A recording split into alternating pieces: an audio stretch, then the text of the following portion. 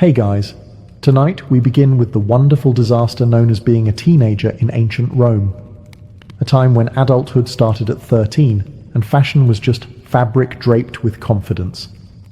So before you get comfortable, take a moment, like the video and subscribe, but only if you genuinely enjoy what I do here. And let me know in the comments where you're tuning in from and what time it is for you. It's always fascinating to see who's joining us from around the world. Your life as a Roman teenager begins with the one thing Rome excels at: noise so loud it could wake the dead. Before the sun even stretches its golden little fingers over the horizon, the city has already declared war on your sleep. The first sound? Your neighbor yelling at his mule. Why? Because the mule has opinions, and it's expressing them. Loudly, on cobblestone, at dawn. You haven't even opened your eyes yet, and you already know today is going to be a Roman kind of day. Chaotic and slightly disappointing.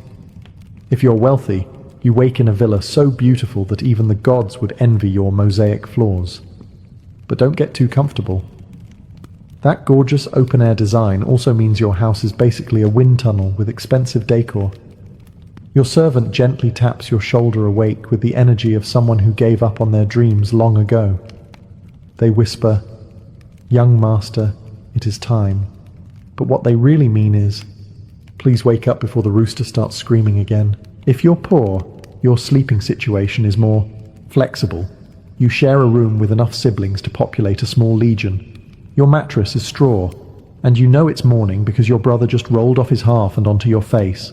The rooster is screaming outside, the neighbor is arguing about bread prices already, and you seriously consider inventing the modern door just to shut out the noise.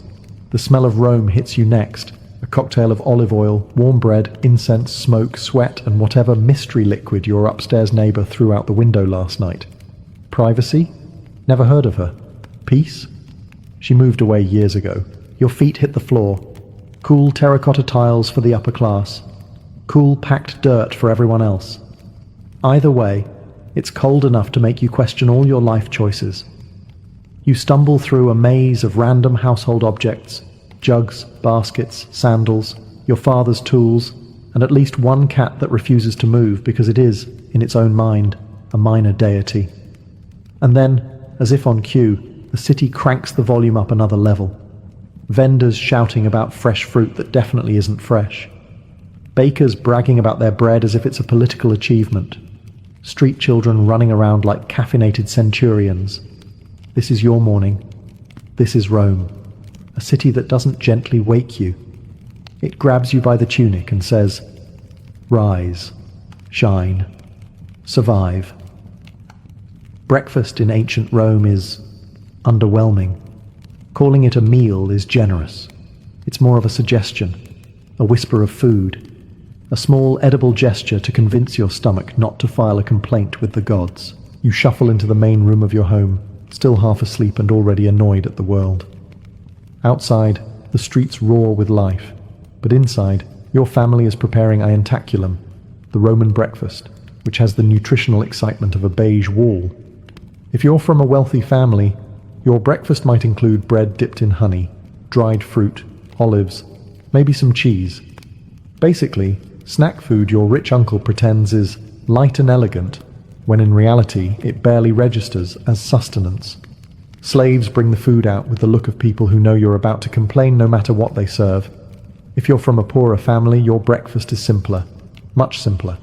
Bread, just bread, possibly hard bread. The kind of bread that, if thrown at someone, could cause permanent emotional damage. You may soften it in watered wine, the Roman version of life hack, but it still tastes like regret with notes of grape. And speaking of wine, yes, Romans drink watered wine in the morning. Not because they're trying to get tipsy before lunch, but because water in Rome has the personality of a questionable pond. The teenagers of Rome drink diluted wine and call it hydration. Meanwhile, modern parents panic if their kid has too much caffeine. The family gathers around the table, which is really just a plank of wood pretending to be furniture. Your father is already discussing politics, taxes, or that neighbor who looked at him funny last week. Your mother is mentally planning the entire day, cleaning, ritual duties, shopping, and reminding you to behave in public, a full-time job. If you're a wealthy teen, you eat your breakfast while a slave stands nearby holding your shoes, waiting for you to finish so they can help you tie the straps. If you're poor, your mother tosses your sandals at you from across the room with the accuracy of a trained centurion. And then you go outside, the smell of breakfast, mostly bread, olives, and light disappointment, drifts behind you as the full aroma of Rome hits you square in the face. Street food sizzling, animals wandering, someone yelling about fresh fish, someone else yelling that he's lying, and a beggar arguing with a pigeon.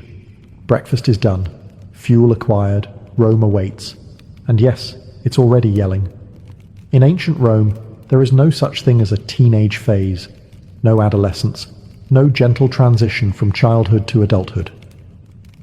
Rome looked at 13-year-olds and said, "Congratulations, you now have the responsibilities of a 40-year-old senator with none of the salary."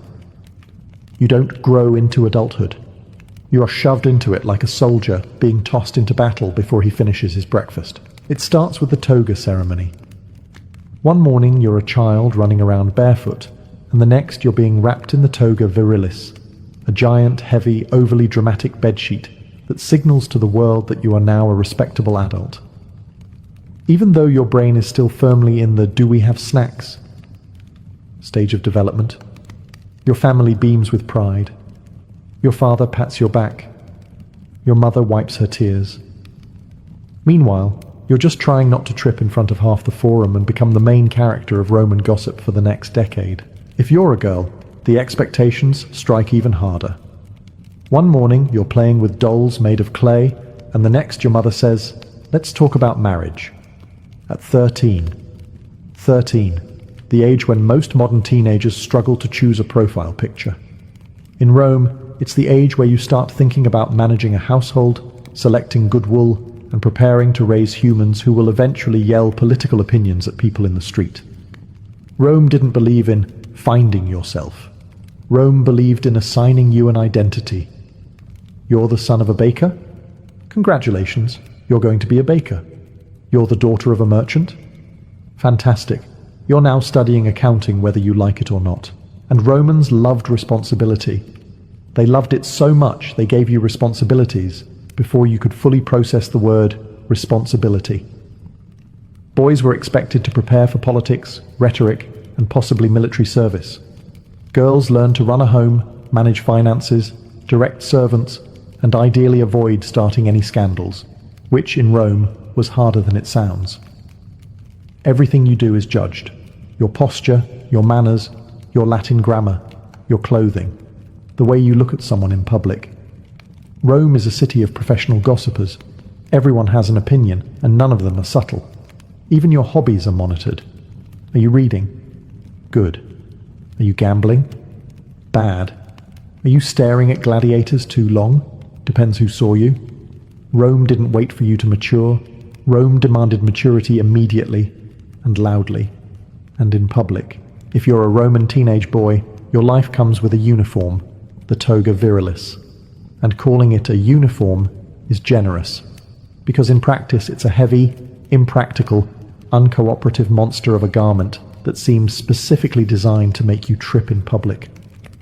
The first time you put it on, you suddenly understand why every Roman statue looks stressed. The moment you step outside, the toga begins its slow transformation into an awkward bedsheet with a personal vendetta. It slides off your shoulder. It tangles around your legs. It tries to strangle you during wind gusts. And if it brushes the ground? Instant dirt. Rome is dusty, chaotic, and full of mystery liquids you do not want on fabric. But you wear it anyway, because it announces to the world, "I am now a man."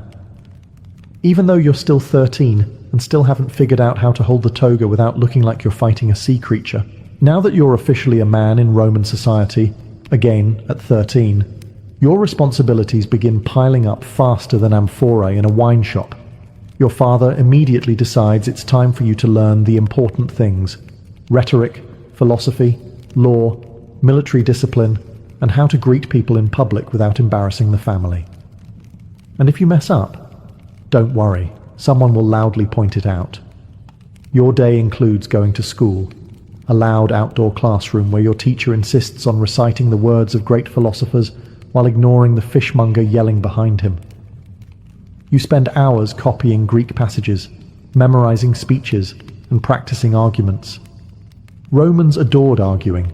They trained for it like athletes. You learn to debate everything: politics, poetry, architecture, whether your friend's haircut looks stupid. All valid topics. After school, you might accompany your father to the Forum, the beating heart of Rome. Here you observe politics in action: senators lying with conviction, merchants shouting about prices, and public speakers gesturing dramatically enough to accidentally hit bystanders. Your father whispers, "One day, this will be you." While you're thinking, "One day, I hope I learn how to walk in this toga." You're also expected to show virtues: Roman courage and discipline. This includes training your body, practicing with wooden swords, and learning how to march like a tiny, unimpressive legionary. Being a Roman teen boy isn't relaxing. It's a marathon of expectations wrapped in fabric. But hey, at least your sandals are comfortable, usually. If you're a teenage girl in ancient Rome, your life doesn't gently unfold. It snaps into place like a trap.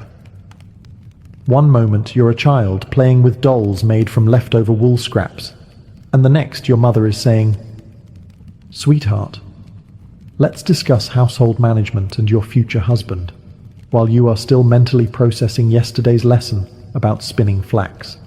Your day starts early, very early, before dawn.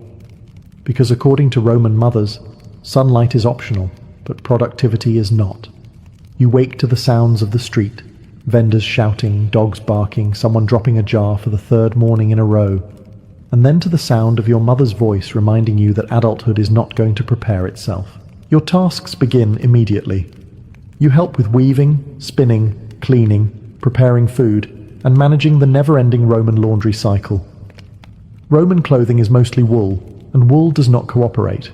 You stir vats of hot water, scrub stains, wring tunics with your hands, and silently wonder how many gods must be appeased to invent the future washing machine.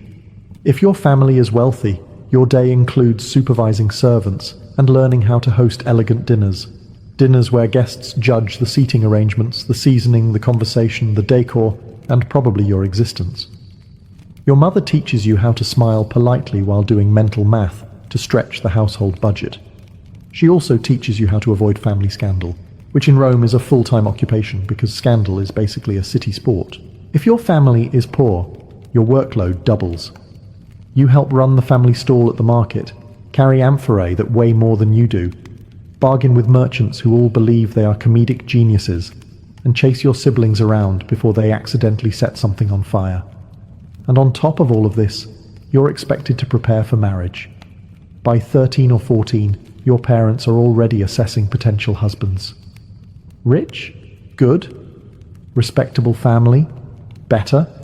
Breath smells like fermented anchovies? Unfortunate but survivable. Love? What is love? A Greek poem? A luxury item? Something only the extremely wealthy can afford? Roman girls learn early to navigate a society built entirely by men who think they know what's best for everyone. Your mother teaches you the real secrets: how to negotiate, how to manage finances, how to quietly run the entire household without any man noticing you're the one doing all the work. Your life is demanding, structured, chaotic, and endlessly busy, and you're only 13. Rome doesn't give you time to grow up. It simply assumes you already have. School in ancient Rome is not the calm academic sanctuary modern people imagine. There are no quiet classrooms, polished hallways, or inspirational posters reminding you to reach for the stars. No, Roman school happens outside, in public, in full chaos. You're basically trying to learn philosophy in the middle of a farmer's market. Your school day begins when you arrive at the ludus, which is essentially a small space near a street or marketplace. Your teacher, the literator, is already there, sitting with the eternal expression of someone wondering why the gods cursed him with a career involving teenagers. Your classmates gather around the teacher, each armed with a wax tablet, a stylus, and the attention span of a mildly caffeinated squirrel. The street is loud, children run by, merchants yell about olives, a stray dog wanders in and decides your wax tablet is a chew toy. Still, your teacher demands absolute concentration. Your lessons include reading, writing, and basic arithmetic. Sounds simple, except you're learning Greek and Latin at the same time because Romans decided that their teenagers should suffer academically from two directions at once. You practice forming letters on your wax tablet while your teacher walks around correcting posture, pronunciation, and life choices. Then comes rhetoric. Rhetoric is Rome's favorite subject. Forget math, forget science. Romans believe that if you can argue loudly and convincingly while waving your arms, you can succeed anywhere. You begin practicing small speeches, introductions, simple debates, and dramatic recitations of poetry. Your teacher insists that every line must be delivered with enough passion to move the Senate.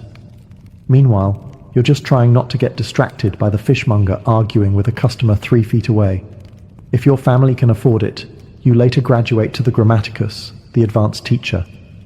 Here you study Greek literature, history, geometry, and the correct way to insult someone using Homeric vocabulary.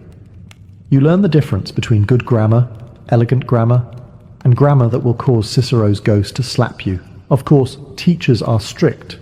They enforce discipline with a stick that has a name, a nicknamed stick. And somehow that is not the most terrifying part.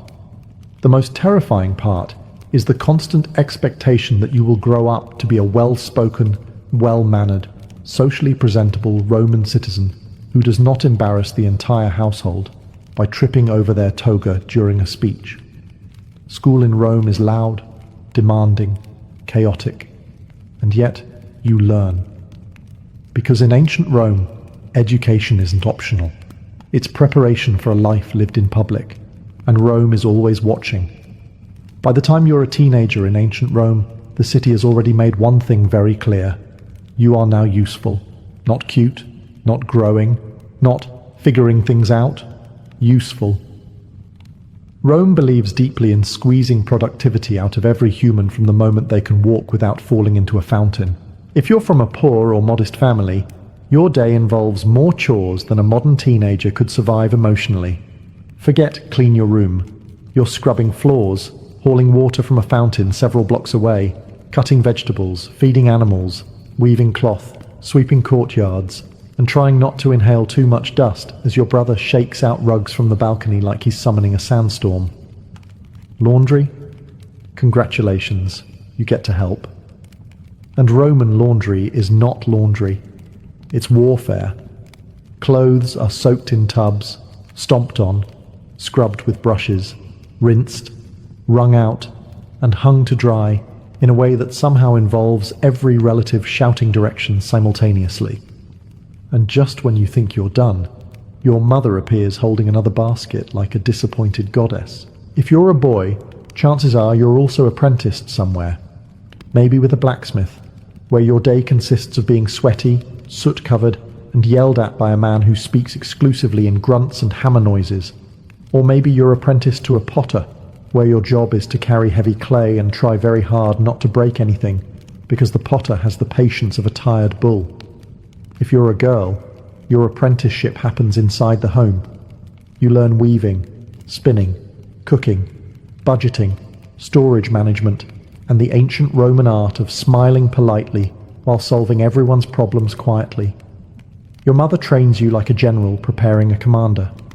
One day you will run a household, and she will not let you embarrass the family by mismanaging olive oil supplies. Meanwhile, wealthy teens have chores too. They just involve supervising people doing the actual work. But trust me, Roman supervision is exhausting. You must observe. You must critique. You must nod wisely at appropriate moments. You must pretend to understand accounting while your father lectures you about grain prices. And if you're extremely wealthy, congratulations, you now have the additional burden of etiquette lessons. Yes, etiquette. You learn how to sit, stand, greet senators, hand objects politely, and avoid committing social crimes like speaking out of turn or wearing the wrong sandals to a festival. No matter your class, Rome expects you to contribute. Teenagers are not ornamental. They are workforce. By 13 or 14, you're not preparing for adult life. You're already living it. Despite the responsibilities, the chores, the expectations, and the constant threat of being yelled at by an adult for reasons you do not fully understand, Roman teenagers still manage to have a social life. A loud social life. A dramatic one. Rome is not a city of quiet friendships. It is a city of friendships forged in chaos. Your friends are the kids you grew up with. Neighbors, classmates, cousins. The boy who once threw an amphora into a fountain and blamed it on a dog, and the girl who can negotiate better than half the Senate. Together, you form a small army of teenage energy wandering the streets of the empire's capital. Rome is your playground. And by playground, I mean dangerous, crowded, unregulated obstacle course. You dart between carts, avoid stray dogs, dodge unexpected puddles of questionable liquid, and weave around merchants who consider shouting at teenagers a beloved hobby. You meet your friends in the forum, at the baths, or at the nearest food stall selling bread, olives, or garum-soaked snacks. Street food is your lifeline. You and your friends eat while discussing vital teenage topics. Which gladiator is the coolest? Whether your rhetoric teacher is secretly cursed and who saw a senator trip over his toga last week. Games are a huge part of Roman teen life. You play ball games in cramped courtyards, board games with knucklebones, and 100 chaotic variations of tag that involve rules no adult understands. Boys might wrestle or practice mock combat. Nothing says friendship like trying to tackle your friend into the dirt. Girls socialize through weaving circles, gossip sessions, and occasional moments of peaceful rebellion, like rolling their eyes when adults think they aren't looking. The baths are the ultimate hangout spot. Even teens too broke to afford a proper meal will save a coin or two for entry. Inside, you sweat in the hot room, splash in the cold plunge, whisper gossip, brag about your tutors, complain about chores, and pretend to be sophisticated adults while actually behaving like noisy teenagers convinced the steam hides their secrets. Of course, Rome is full of rules, so sneaking out is practically mandatory.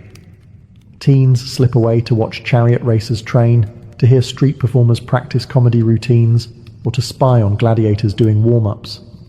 Every outing becomes a mission, complete with dramatic whispering and occasional sprinting when things go wrong.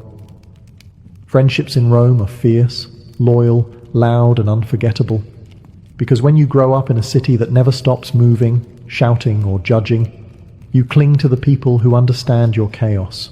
Being a teenager in ancient Rome means one thing above all else. Your outfit is out to destroy you. Roman fashion is not clothing. It is a daily battle between you, gravity, fabric, and public humiliation.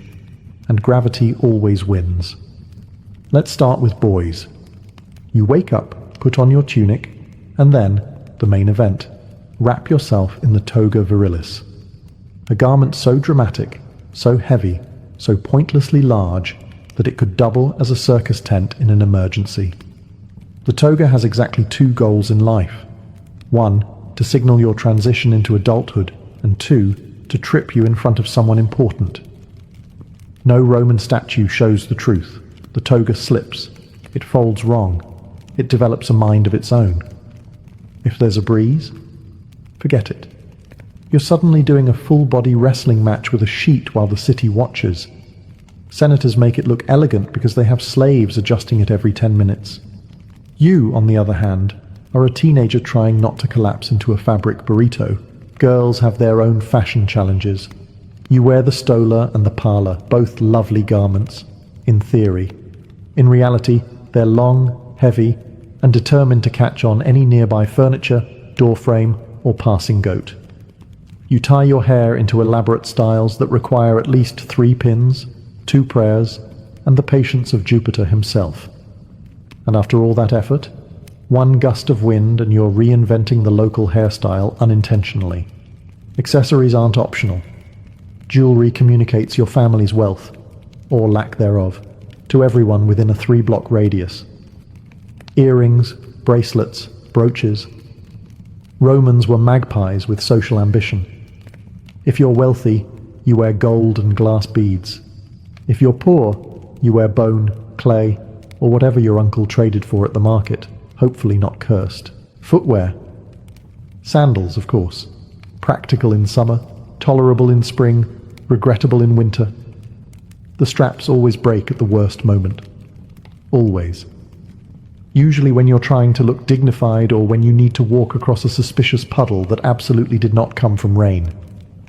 And remember, Rome is judgmental. The entire city is one giant runway, and every citizen is a fashion critic. Too plain? Suspicious. Too fancy? Suspicious. Wrinkled tunic? Unforgivable. Toga touching the ground? You have shamed your ancestors. Roman fashion demands two things: confidence and constant adjusting. You are draped in symbolism, wrapped in social pressure, and tied together with hope. Welcome to ancient Rome, where even your outfit has political meaning and personal vendettas. Stepping outside your home as a Roman teenager is like entering a live-action obstacle course designed by the gods for their personal entertainment. The streets of Rome are not streets in the modern sense. They are living organisms, loud, unpredictable, dramatic, and absolutely determined to trip you, splash you, confuse you, or convert you to a new religion before lunchtime. The moment you walk outside, the city grabs you by the tunic and shakes you awake. Vendors are already shouting as if they're in a competition to rupture your eardrums. Fresh bread. Fresh fish. Fresh lies. You learn quickly that everything in Rome is advertised loudly, confidently, and with aggressive eye contact. The smells hit you next. Rome has a scent profile that cannot be captured by science. It is a powerful blend of baked bread, olive oil, incense, sweat, animals, wine, sewage, wood smoke, cooked meat, and whatever your neighbor dumped out of his window 5 minutes ago. Every corner smells different. Every corner smells honest. Navigating the streets is a sport. First, you dodge carts pulled by donkeys who have absolutely zero respect for pedestrians. Then you sidestep beggars, performers, stray dogs, and children running around like caffeinated lizards.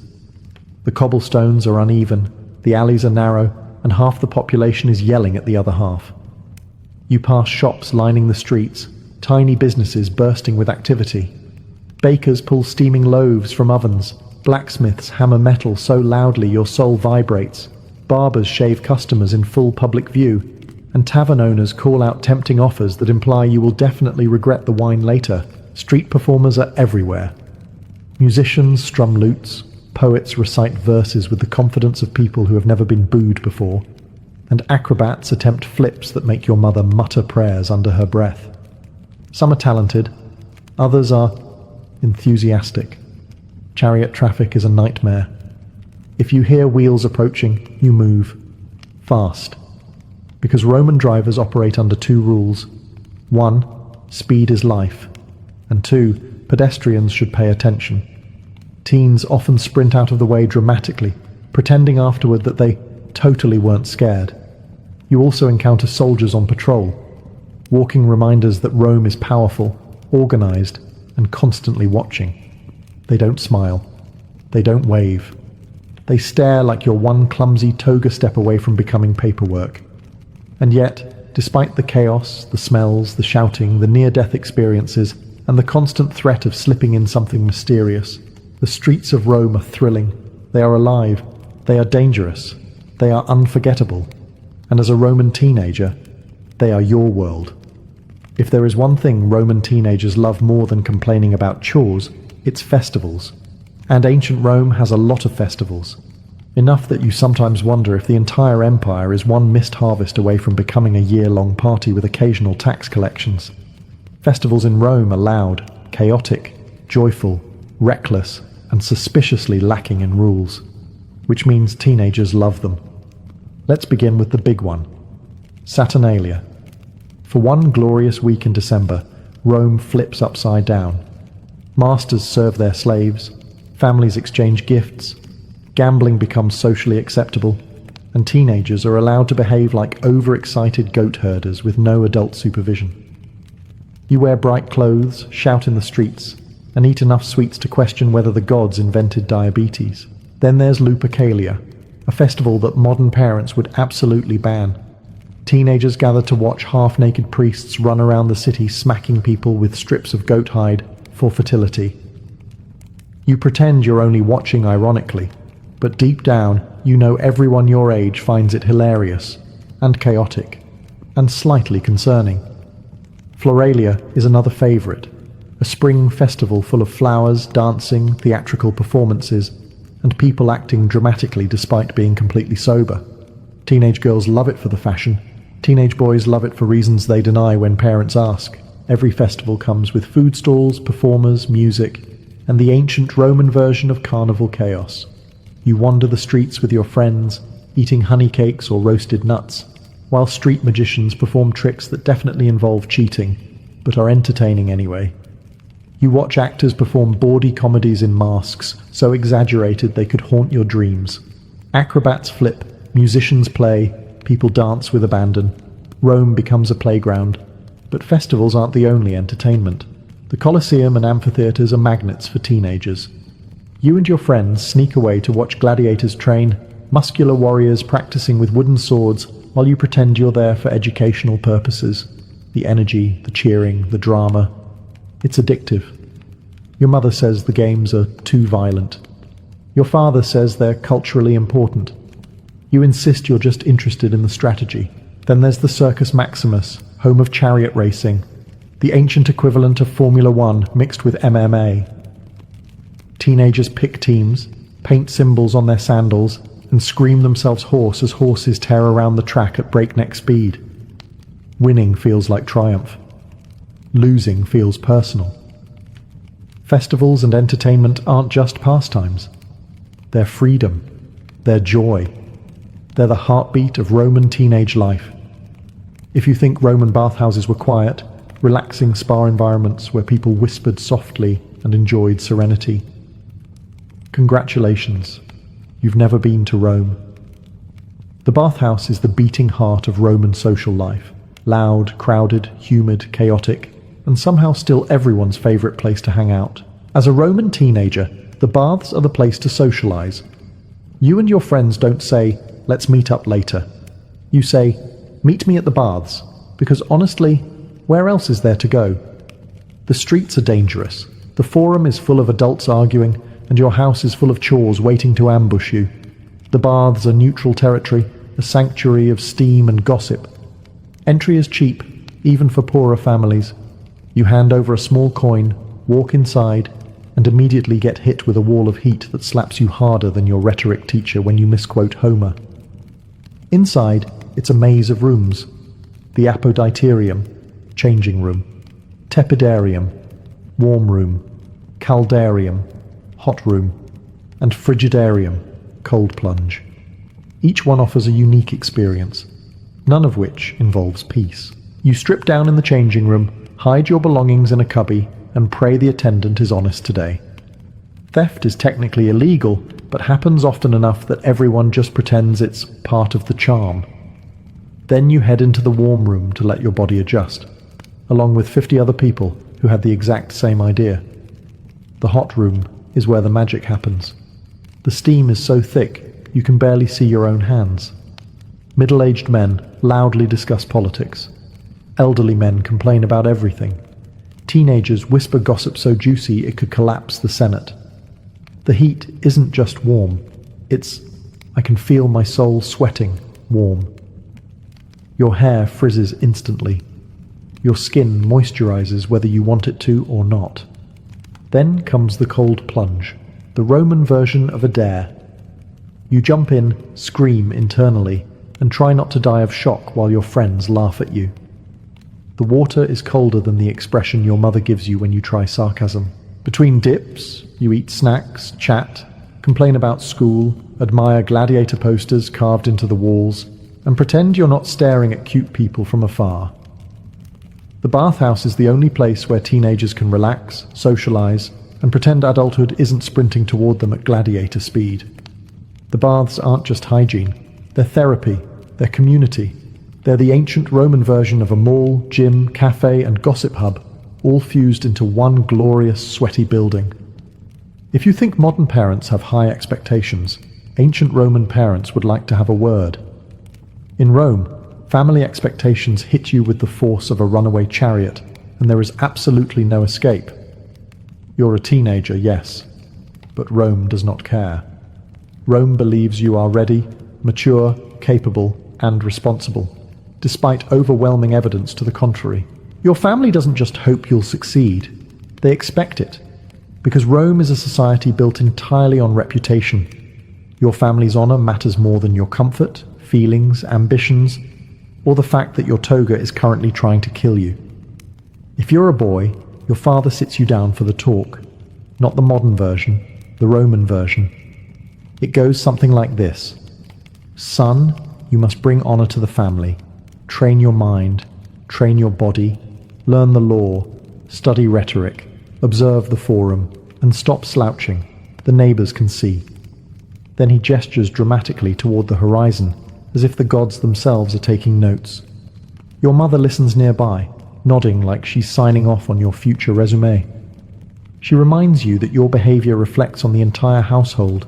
How you walk, speak, eat, greet people, and even breathe in public must be done with the calculated skill of a miniature senator. If you're a girl, the pressure is even more intense. Your mother takes over your training like a general preparing a commander. You must learn to run a household with smooth efficiency. Budgeting, supervising servants, weaving, cleaning, organizing storage, managing guests, maintaining religious rituals, and ensuring the family has enough olive oil to survive the next 10 years. And then there's marriage. Marriage is not a distant idea. It's an active project underway before you've even figured out whether you like poetry or prefer chariot races. Your parents strategize alliances, dowries, and which potential husband has the fewest suspicious rumors attached to him. You sit quietly, nodding politely, while internally screaming. Roman families expect discipline. They expect modesty. They expect achievement.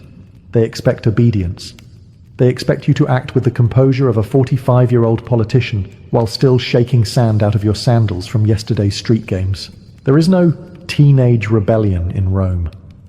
Not because teenagers don't feel rebellious, they do, but because rebellion ends with a 3-hour lecture on honor, duty, ancestors, Jupiter, and why your behavior might cause drought. Rome doesn't simply raise teenagers, it forges them, under pressure, under expectations, under the watching eyes of the entire neighborhood. For all its politics, noise, and questionable smells, ancient Rome still had one universal constant. Teenagers developing dramatic crushes that could power an entire amphitheater. Love in Rome is chaotic, inconvenient, thrilling, risky, and absolutely unavoidable, just like everything else in this city. Let's start with the basics. Roman teenagers fall in love fast. You glance across the forum, see someone adjusting their toga without falling, and suddenly you're convinced the gods have sent you a sign. You spot someone at the baths, their hair perfectly curled, or at least not completely ruined by steam, and your heart decides this is destiny. Never mind that you've never spoken to them. Details can be sorted out later. Your friends are no help, of course. They encourage everything. You should talk to them. You should write them a poem. You should pretend you need directions even though you've lived here your whole life. Teenage Romans invented bad advice long before the internet. If you're a boy, you attempt to impress your crush through careful techniques such as standing near them awkwardly, gesturing exaggeratedly in conversations they aren't part of, or pretending your toga isn't strangling you. You might try writing a small poetic line inspired by Ovid, except it ends up sounding more like a shopping list with emotions. If you're a girl, things are more complicated. You can't just walk up to someone and say, "Hi." That's scandalous. Instead, you master the art of the sideways glance. Subtle, strategic, and devastating. You pass each other in the market, carefully pretending not to notice while absolutely noticing. You exchange shy smiles while your mothers argue over vegetable prices. Love letters exist, but they're not folded notes passed under desks. They're wax tablets with dramatic expressions like, "Your beauty burns brighter than Vesta's flame," which your parents absolutely should not find lying around. If they do, you'll endure a lecture so long it may span multiple political administrations. Of course, there's always the risk of gossip. Rome is the world capital of gossip. You confide in one friend, and by sunset the entire neighborhood has opinions on your imaginary romance. Senators gossip, bakers gossip, even the stray dogs probably gossip. And yet, love persists. Despite the rules, despite the parents, despite the toga malfunctions. Because even in a city obsessed with duty and honor, Roman teenagers found ways to feel everything intensely, to hope, to dream, to flirt badly, and to imagine futures far bigger than the walls of their family home. In Rome, love isn't private. It's art, it's drama, it's survival, and occasionally a complete disaster. By the time you reach your late teens in ancient Rome, the city has already decided your fate. Not asked. Decided. Rome does not wait for you to discover yourself, find your passion, or figure things out. Rome believes all of that belongs in Greek philosophy classrooms, not your life. You are expected to step into adulthood with the confidence of someone who knows what they're doing, despite the fact that you absolutely do not. If you're a boy, adulthood arrives with a thud. Suddenly, your father drags you to the forum and starts introducing you to people you've never met, but are somehow supposed to impress. Senators, merchants, magistrates, all giving advice you didn't ask for. One pats your shoulder and says, "You must uphold Roman values," and you nod politely, even though you still panic when your toga folds wrong. Your future is a buffet of responsibility. Law, politics, military service, or taking over the family business. And just when you think you're ready to choose your path, adults remind you of the other duties: honoring ancestors, maintaining family honor, avoiding scandal, making smart financial decisions, and, of course, producing heirs one day. No pressure. If you're a girl, adulthood is even more intense. You don't step, you vault into responsibility. You're expected to run a household with the precision of a military commander. You manage servants, budget resources, organize religious duties, prepare meals, host guests, oversee weaving, and smile gracefully through every crisis the family invents. And then there's marriage. Marriage isn't a romantic journey. It's a strategic alliance, a long-term plan, and the ancient Roman version of "please don't embarrass us." You learn how to navigate your new household with charm, patience, intelligence, and occasionally the quiet rage of someone who hasn't had a day off since childhood. Everyone watches you, everyone judges you, everyone expects greatness, or at least competence, which in Rome is practically the same thing. But here's the surprising part. As overwhelming as adulthood is, Roman teenagers adapt. They rise to the challenge. Yes, they complain, quietly. Yes, they panic, internally. Yes, they occasionally wish Jupiter would grant them a break. But Rome shapes you. Its noise strengthens you. Its expectations sharpen you. Its chaos prepares you for a life lived proudly in the world's greatest city. You're no longer just a teenager. You're a Roman, an adult in the empire. Ready or not, Rome marches forward and you march with it. In the 12th century, Europe stumbled into one of the strangest cultural inventions in its entire medieval run: courtly love, a system where falling passionately, hopelessly, and mathematically disastrously in love with someone unattainable wasn't a moral failure, it was a flex. Instead of "don't commit adultery," medieval aristocrats invented a loophole: adore someone intensely, but never actually touch them. It was romance elevated into a philosophical sport, complete with rules, rituals, and an alarming number of poems written by men who probably hadn't showered since Easter. At the heart of courtly love was impossibility. The ideal woman was almost always married, usually to someone powerful, usually much older, and almost always the kind of man who thought poetry was suspiciously French and therefore dangerous. But this obstacle wasn't a bug in the system. It was the engine. A love you already had could never be noble. A love you could never have. That was perfection. Medieval poets insisted that the purest love was the kind that stayed unfulfilled, the kind that tortured you politely while you wrote verses about a woman who might not even know your name. This romance required performance. The knight wasn't supposed to actually seduce the lady. Oh no, that would be crude. Instead, he was meant to worship her like she was an earthly angel, the moral GPS of his soul. He might carry her token into battle, a ribbon, a glove, or sometimes a piece of fabric she definitely didn't know he stole. He would announce his loyalty to her in song, in tournaments, even in front of her husband, who was, unfortunately, often the one sponsoring the tournament. The lady had her own role. She was expected to inspire virtue, correct the knight's behavior with polite cruelty, and reject him with enough grace to make him love her even more. Her job, essentially, was to be unattainable, while pretending she appreciated the effort. In a world where noble women had limited power, this bizarre romantic system accidentally gave them a new kind of influence. The power to make men compete, suffer, improve, or commit mild poetic madness. So, from the very start, courtly love wasn't about kissing, or touching, or sneaking behind castle walls. It was about longing, weaponized longing, a socially approved heartbreak, a nobleman's excuse to stare at someone else's wife and call it philosophy. To understand courtly love, you have to understand the role of the medieval noblewoman, or rather, the myth of her.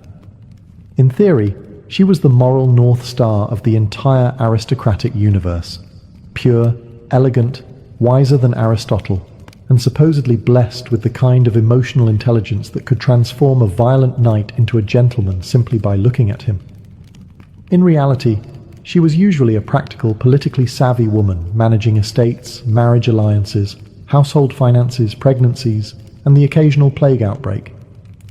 But medieval poets were not writing about real women. They were writing about the lady, a fictional creature who existed almost entirely in their imagination, and, occasionally, in their saddlebags as an embroidered handkerchief. The pedestalizing was dramatic. Poets described their chosen lady as someone whose beauty could soften the wrath of God, whose smile could tame lions, and whose voice could heal wounds. Real noblewomen, meanwhile, were busy making sure the grain harvest didn't get stolen by bandits. But in the romantic fantasy, the woman was a kind of divine force, a muse, a judge, a source of spiritual enlightenment. She wasn't meant to be human so much as symbolic. The lady also became an extremely convenient excuse. Knights claimed that fighting harder in battle wasn't because they wanted glory or loot, but because of her. Their bravery, their courtesy, even their personal hygiene. All of it was supposedly in service to a woman they were not allowed to touch. If a knight behaved badly, poets insisted it was because he lacked a guiding lady. If he behaved well, it was because a lady had inspired him. Medieval women were apparently responsible for everything except the weather. But pedestal life had drawbacks. A noblewoman being worshipped by some knight who wasn't her husband walked a tightrope. If she encouraged him too much, she risked being accused of adultery. If she rejected him too harshly, she violated the rules of courtesy. She had to gently decline his advances while allowing him to continue the emotional melodrama that fueled his poetry. Think of it as the medieval equivalent of being stuck with a persistent admirer while maintaining your reputation, except the admirer shows up in chainmail reciting metaphors about your eyebrows. Yet despite the absurdity, this idealization gave noblewomen an unexpected kind of social gravity. In a society that rarely allowed women direct power, being placed on a pedestal, even an imaginary one, could tilt the world ever so slightly in their favor. If the noblewoman was placed on a pedestal, the medieval knight placed himself somewhere far less dignified, usually on his knees, swearing eternal loyalty to someone who could end the whole thing with a single raised eyebrow. In courtly love, the knight's devotion wasn't casual admiration. It was a full-time emotional occupation, complete with rituals, vows, and a level of dramatic suffering that modern audiences would classify as unpaid theatre. The knight began by selecting a lady, ideally someone married, socially superior, and as unavailable as humanly possible. This was not a bug, it was the feature. If love was too easy, it wasn't noble. A married woman ensured that the knight's desire remained distant, painful, and, most importantly, excellent material for poetry. He wasn't supposed to win her.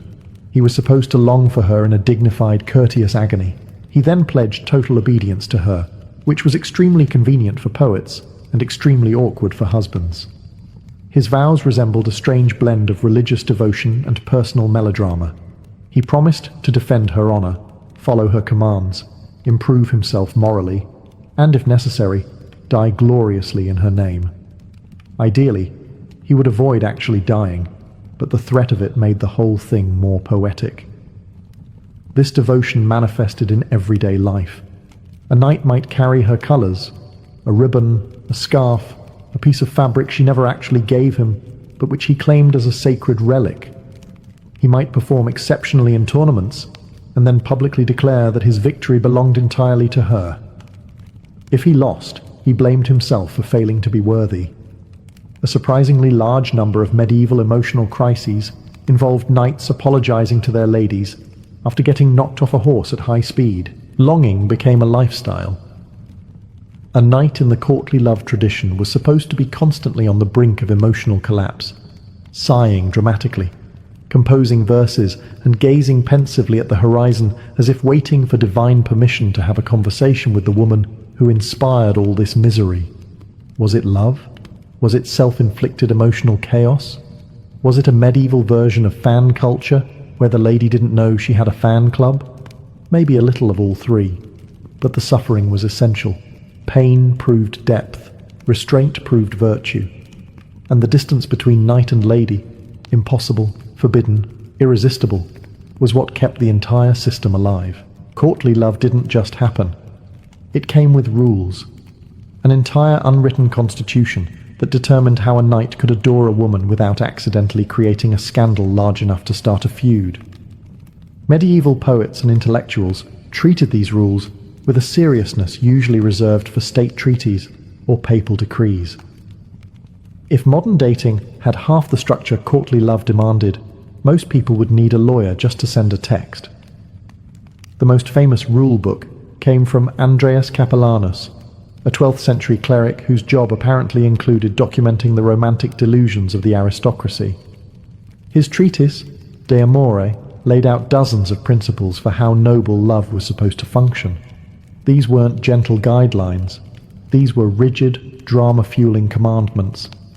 For example, love cannot exist between husband and wife. Yes, the medieval world officially declared marriage too boring to count as love. If you loved your spouse, you were doing it wrong. The rules emphasized secrecy, which was ironic because half the troubadours in Europe made careers out of gossiping through music about who loved whom. But secrecy preserved dignity, or at least the illusion of it. A knight's devotion had to be private enough to avoid scandal, yet public enough to elevate his social reputation. Quite a tightrope for someone wearing 70 pounds of metal. Another rule: love thrives on difficulty. If things were going well, something was clearly wrong. Obstacles, distance, disapproval, marriage, locked towers, angry husbands with crossbows weren't problems. They were vital ingredients. Without suffering, a knight wasn't truly in love. He was just having a pleasant time, and pleasant times were not poetic. A lady, meanwhile, was required to show mercy without encouragement, and firmness without cruelty. Too cold, and she violated courtesy. Too warm, and she violated everything else. Her responses had to be measured in millimeters. Enough kindness to keep the knight devoted, enough restraint to avoid rumors, and enough patience to endure a lifetime of poems comparing her eyebrows to crescent moons. Courtly love also demanded moral improvement. A knight had to use his longing to elevate his soul, become more virtuous, more courageous, more refined. If he didn't come out of this emotional circus as a better man, he failed the assignment. So yes, this was romance, but regulated. A passion so carefully choreographed that even adultery had an approved aesthetic. And for better or worse, it shaped medieval Europe's understanding of love for centuries. If courtly love was a cultural fire, then troubadours were the ones running around Europe with torches, happily setting more things ablaze. These poet-musicians of southern France took the raw emotional chaos of noble longing and turned it into the medieval equivalent of chart-topping hits. Imagine a world where every popular song is about someone's hopeless crush on a married noblewoman. That was 12th century Provence. A troubadour's job was part poet, part performer, part gossip columnist. They composed elaborate verses about knights who adored ladies they could never touch, and ladies who inspired knights by refusing to touch them. Their lyrics elevated yearning into an art form. A single sigh from a lady could fuel an entire ballad. A glance from her could fill a whole album.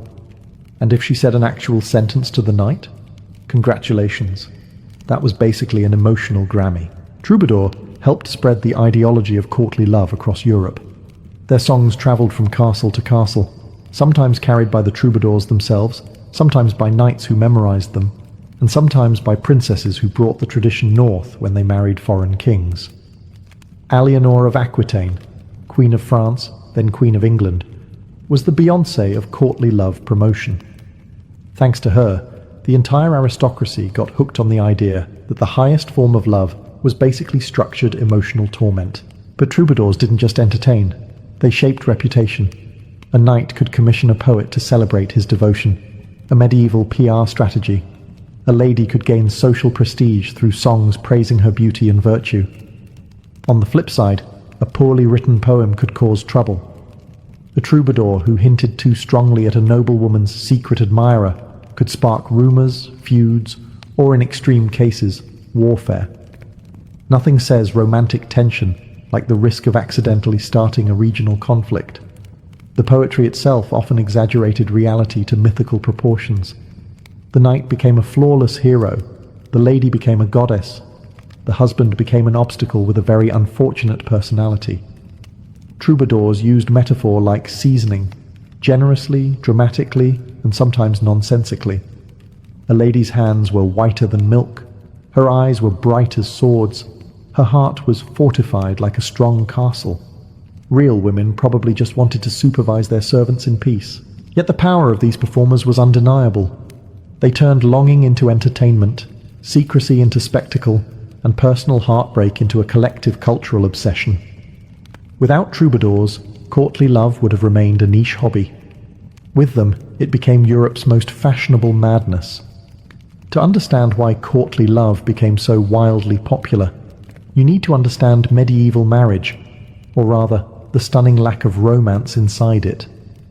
Marriage among the nobility was not about emotion. It was about property, alliances, land rights, heirs, and making sure your neighbor didn't invade you next spring. Feelings were, at best, irrelevant. At worst, they were a liability. From the moment a noble child was born, their marriage was essentially pre-decided. Families negotiated matches like chess moves. A daughter might be engaged at age 3, married at 12, and running a household before she could legally drink medieval wine without supervision. Her personal preferences, not part of the negotiation. Her future husband's personality, also not part of the negotiation. If he happened to be twice her age, emotionally unavailable, permanently grumpy, or built like a warhorse, that was simply her new reality. For men, the situation wasn't much more romantic. A knight might dream of adventure, glory, or a noblewoman who actually smiled at him. Instead, he was told to marry whoever brought the best land deal. Marital affection could happen, of course, but no one counted on it. That was something you got lucky with, like finding an unraided grain store or surviving an arrow wound. So, into this emotional desert strode courtly love, a system where nobles were allowed, even encouraged, to feel something, as long as it wasn't for their actual spouse. Adultery itself was still officially forbidden, but emotional adultery, that was practically a pastime. A woman could admire a knight who wasn't her husband. A knight could replace marital duty with devotional longing. and all of this was considered culturally refining rather than messy. Courtly love, in a strange way, was the pressure valve of the aristocracy. It made emotional life interesting again. It created drama, excitement, purpose. A noblewoman whose marriage was politically necessary rather than fulfilling could enjoy admiration without breaking social rules. A knight stuck in a political marriage could pour his yearning into someone idealized rather than someone chosen for dowry calculations. The contradiction was astonishing. Medieval society publicly condemned adultery, while privately glamorizing a romantic system built entirely around wanting someone you were not allowed to have. But the truth is simple. Courtly love existed precisely because medieval marriage almost never involved romance. When your spouse is assigned like a feudal tax, longing finds someplace else to go, preferably towards someone who makes better poetry. For a system built entirely around desiring someone you weren't supposed to touch, courtly love tiptoed suspiciously close to actual adultery. So close, in fact, that whole armies of clergy, nobles, and irritated husbands spent centuries arguing about where the line was. The official rule was simple. Courtly love must remain pure, untouched, unsullied, wonderfully impossible. The unofficial reality? Let's just say that plenty of medieval couples treated the rules as creative guidelines. The whole system rested on a fascinating medieval skill: pretending. A knight could swear lifelong devotion to another man's wife as long as he did so in polished poetry, rather than in a dark corridor. A lady could accept his admiration as long as she maintained a tone that said, "I adore your devotion," not "meet me behind the dovecote." In theory, it was emotional theatre without physical consequences.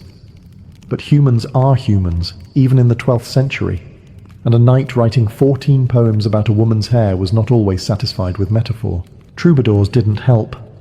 Their songs blurred lines, hinted at secret rendezvous, and occasionally veered into "we all know what's happening here" territory. Courts buzzed with whispers. Which lady's knight had gotten too bold?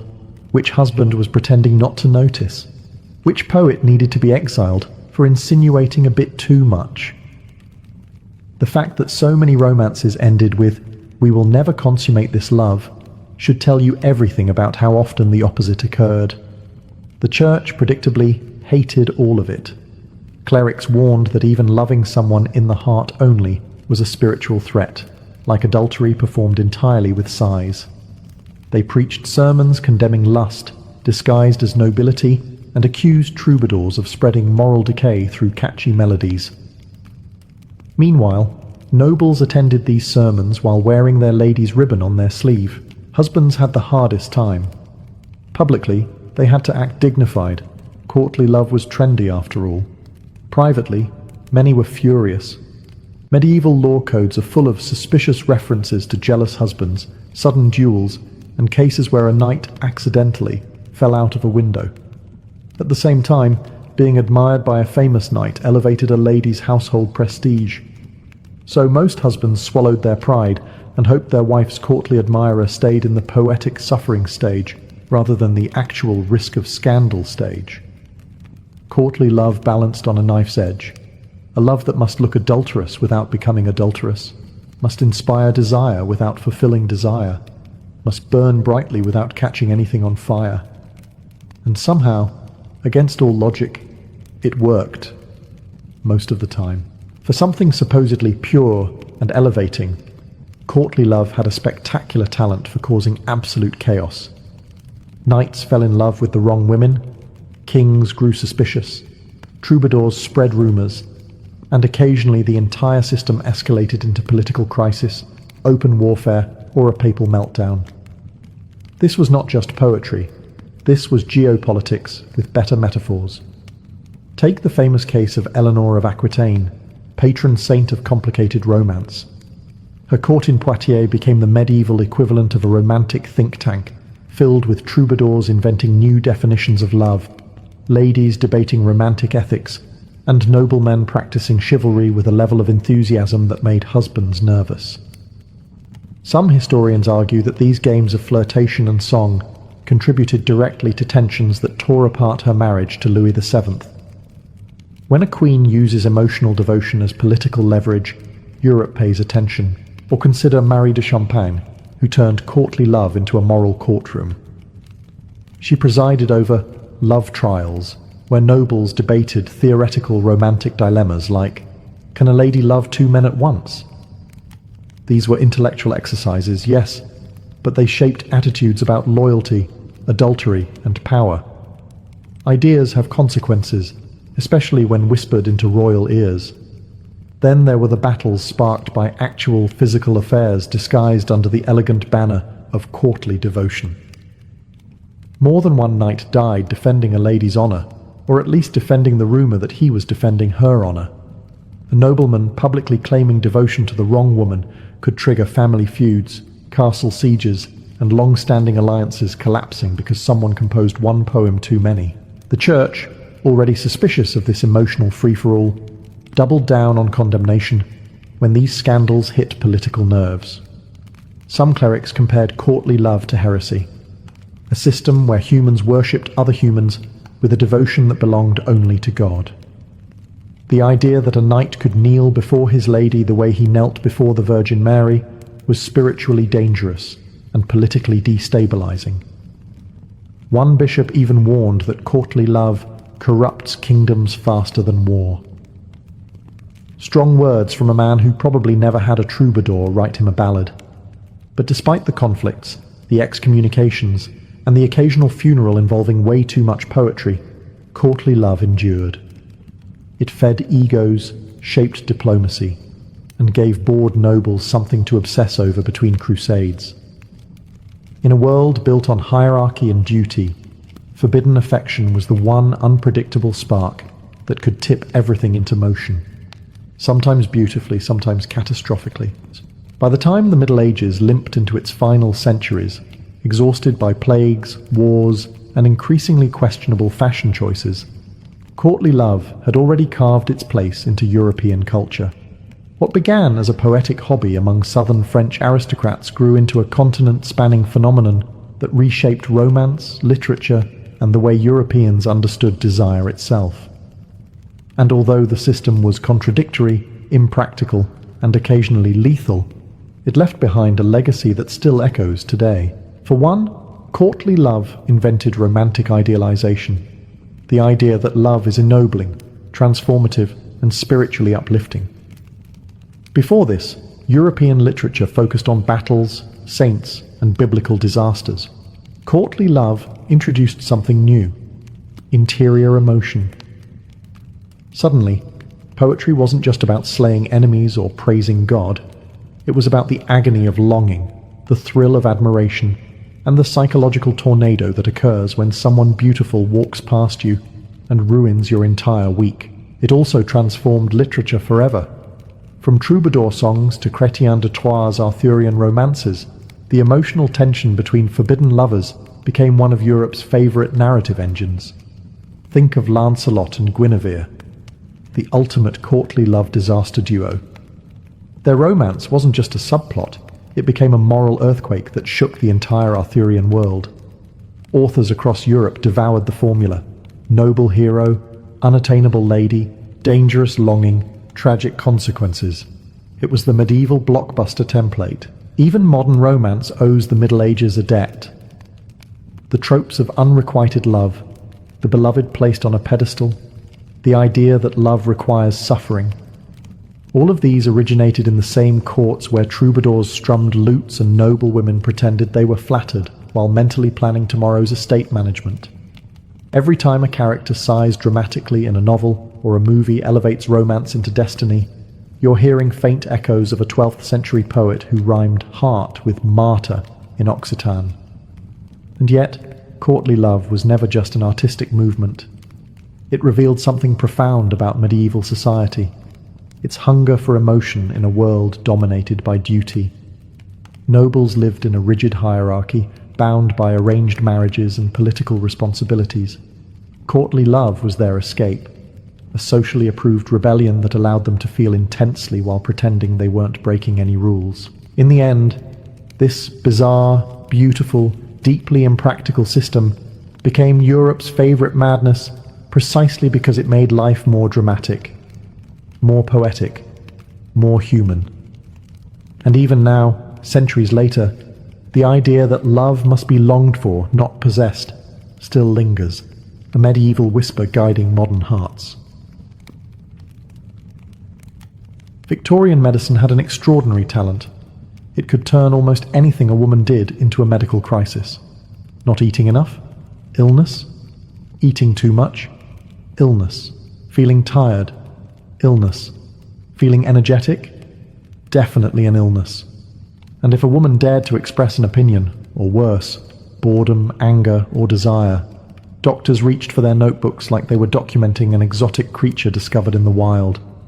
The era produced some genuine breakthroughs in science, yes, but it also produced an astonishing catalogue of fabricated female disorders that would be laughable if they weren't used to control people. The most infamous of these was hysteria. According to Victorian physicians, nearly anything could trigger it. Too much thinking, too little thinking, riding a horse, reading novels, not wanting children, wanting too many children, or existing for slightly too long in a room without fresh air. Hysteria became the medical Swiss Army knife. It explained everything, which meant it explained nothing. And crucially, it was almost always diagnosed in women. Men, apparently, were immune. Convenient. But hysteria wasn't just a diagnosis.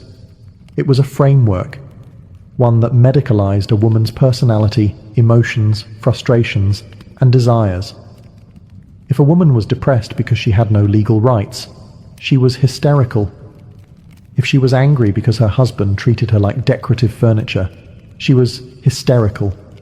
If she expressed sexual desire, that was not seen as normal human behavior.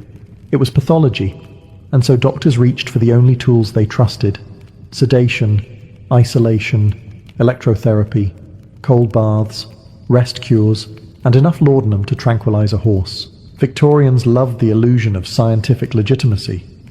So instead of admitting that a woman's distress might have social causes, say, being trapped in a loveless marriage or being forbidden from education, they turned her suffering into a tidy medical label. And the more medical the label sounded, the easier it was to ignore the real problem. Hysteria made men feel logical, women feel silenced, and society feel justified. Even worse, these diagnoses often hid the truth behind the truth. Desire itself was treated as a malfunction. If a woman wanted intimacy or pleasure, doctors viewed it like a fever that needed cooling, a flame that needed extinguishing. In a world obsessed with moral purity and female obedience, diagnosing women became the perfect tool for policing them. Victorian medicine didn't just treat imagined illnesses, it created them. And thousands of women paid the price for symptoms they never truly had. To understand Victorian medicine, you must understand that it wasn't just medicine. It was morality wearing a stethoscope. Doctors weren't simply diagnosing illnesses, they were enforcing an entire worldview. They believed society was held together by delicate threads of purity, obedience, and rigid gender roles, and if one woman tugged at those threads, civilization might unravel like a cheap corset. So medicine became a weapon, not intentionally cruel, perhaps, but catastrophically confident. Victorian doctors viewed themselves as guardians of social order. They saw women as naturally fragile, emotional, and constitutionally unsuited for stress, which was convenient because it meant women could be blamed for almost anything while also being excluded from anything important. If a woman wanted education, independence, or control over her own body, doctors insisted these desires were morally dangerous and therefore medically dangerous. And so they invented diagnoses to match. The concept of degeneracy became especially fashionable. This wasn't a real medical condition. It was a fear that society was declining, that modern life was corrupting morals, and that women's desires were the first sign of collapse.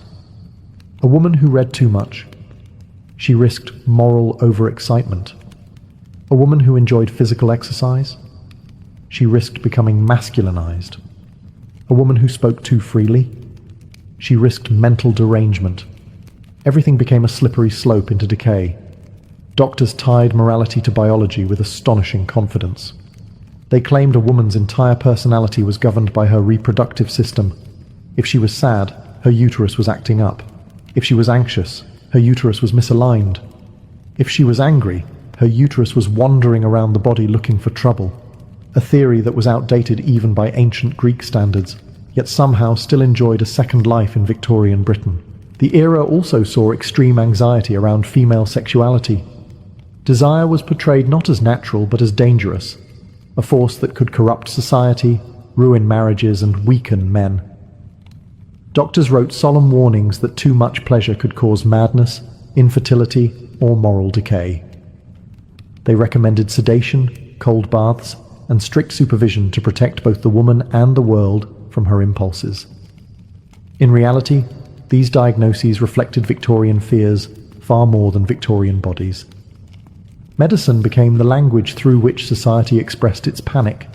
Panic about changing gender roles, panic about sexuality, panic about desire itself. And those fears shaped treatments that would soon become even more invasive and far more devastating. If Victorian medicine had a crown jewel, the diagnosis it polished, displayed, and proudly misused, it was hysteria. No condition in history has been diagnosed so frequently with so little evidence. It was vague, elastic, and omnipresent. It covered hundreds of symptoms, and yet none of them were real diseases. It was the perfect medical invention, dramatic enough to justify treatments, broad enough to apply to nearly anyone, and moral enough to reinforce Victorian ideas about what women should be. Doctors described hysteria with the enthusiasm of collectors cataloguing butterflies. Symptoms included fainting, anxiety, irritability, insomnia, weeping, daydreaming, a tendency toward rebellion, a desire for independence, and, most suspiciously of all, excessive sexual feeling. In other words, hysteria was everything Victorian society feared about women wrapped into one convenient label. And because hysteria meant whatever a doctor decided it meant, its diagnoses skyrocketed. Middle-class women, married women, unmarried women, women who worked too much, women who worked too little. Nearly every type of woman was considered vulnerable. Meanwhile, men could suffer the same symptoms and simply be described as tired. Part of hysteria's power came from its false scientific aura. Victorian physicians loved the prestige of medical language, and so they borrowed heavily from outdated theories. The ancient Greek belief that a woman's uterus wandered around her body causing trouble, a whimsical bit of medical nonsense even classical writers joked about, resurfaced with a straight face in Victorian textbooks. Doctors earnestly insisted that the female reproductive system was unstable, unpredictable, and capable of causing emotional chaos if not properly controlled. The truth was far simpler. Hysteria was a socially acceptable way to dismiss women's suffering, silence their frustrations, and pathologize their desires. If a woman was overwhelmed by the suffocating demands of domestic life, she was hysterical. If she was furious about her lack of legal rights, she was hysterical. If she experienced sexual longing, or worse, dissatisfaction, hysteria was both the diagnosis and the warning label, and so treatments were prescribed not to heal but to discipline. Sedatives to quiet thoughts, cold baths to restrain impulses, rest cures to immobilize the body, isolation to curb agitation, all designed to restore the patient to the ideal Victorian woman, quiet, compliant, and unquestioning. Hysteria wasn't medicine. It was a culturally approved eraser, wiping away women's voices while pretending to care for their health. In many cases, the treatment became far more damaging than the so-called disease ever could have been. Of all the treatments Victorian medicine inflicted upon women, none was as infamous or as quietly devastating as the rest cure. Developed by Dr. Silas Weir Mitchell, the rest cure was described as a revolutionary treatment for hysteria, nervousness, female weakness, and any symptom that vaguely resembled unhappiness. In practice, it was psychological imprisonment wrapped in medical respectability. The rest cure prescribed one thing above all else: total inactivity. Patients were confined to bed for weeks or even months. They were forbidden from reading, writing, thinking hard, walking, fresh air, visitors, or anything that might stimulate their minds. Essentially, if it brought joy, exercise, or the slightest mental activity, it was banned. Women were expected to lie still and let their bodies rebuild their nerves, as if the human soul were a broken teacup that just needed a bit of quiet. Doctors believed rest restored feminine delicacy. In reality, it eroded mental stability. Healthy people would suffer under such isolation, but many patients were not healthy to begin with. They came into treatment depressed, anxious, or overwhelmed by domestic life. The rest cure amplified every symptom by stripping them of autonomy. Some women described feeling like prisoners in their own bedrooms. Others wrote later that they felt their identities dissolving day by day. Food was also controlled. Patients were forced to consume heavy, rich diets to restore vitality, sometimes fed by nurses as if they were children. Massage and electrotherapy were performed daily, not for comfort, but because doctors believed inactivity caused muscles to decay. The result was a bizarre routine: eat, be massaged, lie still, obey. The more a woman resisted, the more her resistance was viewed as proof she needed treatment. Charlotte Perkins. Gilman's The Yellow Wallpaper remains the most chilling account of the rest cure's psychological wreckage. Gilman herself underwent Mitchell's treatment, was forbidden to write, and nearly lost her sanity. Her story depicts a woman slowly unraveling as isolation becomes madness, a fictional account rooted in horrifying reality. But the deeper cruelty of the rest cure was this: it treated a woman's pain as evidence of her unfitness, her thoughts as symptoms, her creativity as danger, her desires as disorder. It was Victorian morality disguised as medicine, punishing women for outgrowing the roles society had assigned them. It did not cure their suffering. It silenced it. And in that silence, many women broke. If Victorian medicine had a final threat, the shadow lurking behind every prescription, every scolding lecture, every whispered warning, it was the asylum. These institutions were presented as havens of treatment and scientific care, but in reality, they functioned as moral storage rooms, places where inconvenient women could be tucked away with medical justification. A husband, a father, even a brother could request a woman's commitment with breathtaking ease, and once inside, she might never see freedom again. Victorian asylums operated on a chilling principle. If a woman could not perform proper femininity, she was mentally unwell. And proper femininity meant obedience, calmness, modesty, and an astonishing tolerance for boredom. A woman who challenged her husband, refused her duties, sought education, or displayed sexual autonomy could be labelled with a variety of alarming diagnoses: moral insanity, erotomania, melancholic excitability, or the all-purpose favourite, hysteria. Once a diagnosis was written, no further evidence was needed. Medical authority became a cage. Conditions inside the asylums varied, but many were bleak. Overcrowded wards, poor sanitation, and high mortality rates were common. Treatments included cold water immersion, forced feeding, isolation cells, electrotherapy, and sedatives that dulled more than distress. Even simple acts, crying, pacing, refusing food, were recorded as proof of illness rather than reactions to imprisonment. Every behavior became self-confirming evidence that the patient belonged there. But the most disturbing aspect wasn't the brutality. It was how ordinary the justifications were. A woman grieving too intensely after a death could be committed. A woman who read too much poetry could be committed. A woman who expressed romantic desire, or refused marital relations, could be committed. The asylum system blurred the boundary between medicine and morality until the two became indistinguishable. Some women genuinely suffered from severe mental illness, of course, but Victorian treatments rarely helped them. Others were entirely healthy, their incarceration motivated by family conflict, property disputes, or the inconvenient timing of their emotional lives. The asylum became the ultimate silencing mechanism. And the great irony? Male patients with similar behaviors were often treated differently. Men who drank, gambled, or expressed desire were indulged as passionate or high-spirited. Women with those same impulses were degenerating. In the Victorian asylum, science claimed neutrality, but morality held the keys.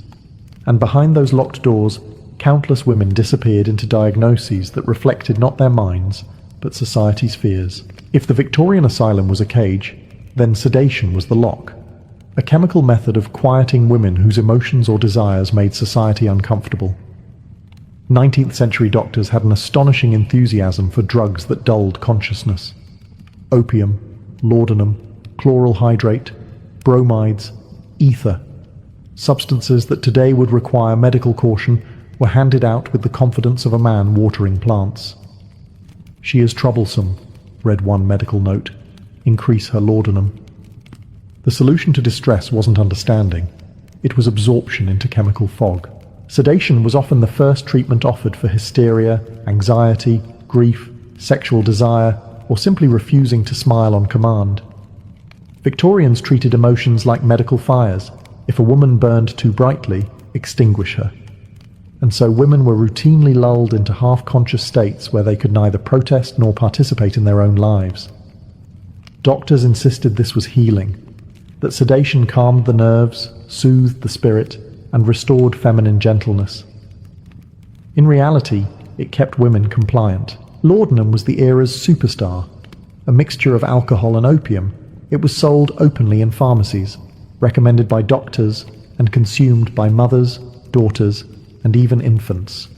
It eased pain, yes, but it also erased restlessness, frustration, anger, and desire, all emotions. Victorian society deemed unseemly in women. Many became dependent without anyone recognizing it as addiction.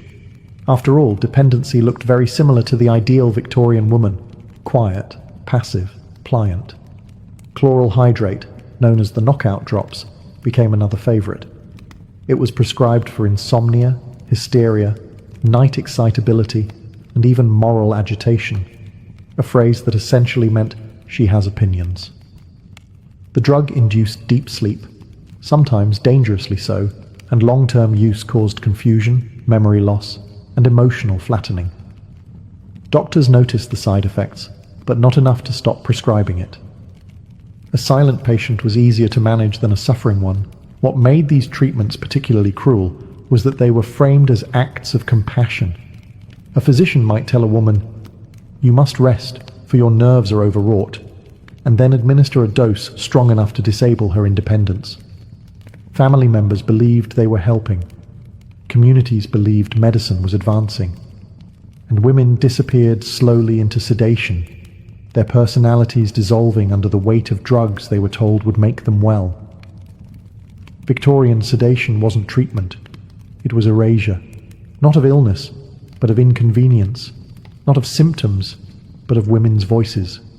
And beneath the quiet surface lay a profound truth. Silence, not health, was the real prescription. No aspect of Victorian medicine reveals its moral agenda more clearly than the way it treated female desire. To 19th century doctors, a woman's sexuality was not part of her humanity. It was a threat, a destabilizing force, a potential gateway to moral collapse, social decay, and what physicians gravely referred to as degenerative tendencies. So instead of acknowledging female desire as natural, Victorian medicine pathologized it. A woman who wanted intimacy was not passionate. She was overstimulated. A woman dissatisfied in marriage was not neglected. She was disordered. Sexual desire became a medical emergency. Doctors described female pleasure with near-apocalyptic language. Medical journals warned that excessive passion could cause insanity, infertility, spinal collapse, or even death. Some claimed a woman's body could not physically withstand pleasure without long-term damage, a theory based more on cultural panic than anatomy. The fear of female desire was so intense that doctors treated it with the seriousness of contagious disease. The diagnosis most often applied was nymphomania, a term that covered everything from genuine libido to perfectly normal curiosity. Symptoms included excessive interest in romance, frequent daydreaming, difficulty remaining modest, and inappropriate affection toward one's husband. Yes, Victorian medicine considered enjoying marital intimacy a red flag. Doctors interpreted desire not as an emotion, but as a breakdown of feminine virtue, evidence that a woman's moral center was failing. Treatments were as alarming as the diagnosis. Some women were subjected to forced isolation to cool their passions. Others were prescribed ice baths, sedation, or physical restraints. In the most extreme and disturbing cases, doctors performed clitoridectomies, surgical removal of the clitoris, believing it would extinguish desire permanently. These procedures were justified as medical necessity, but they were acts of violence committed under the banner of science.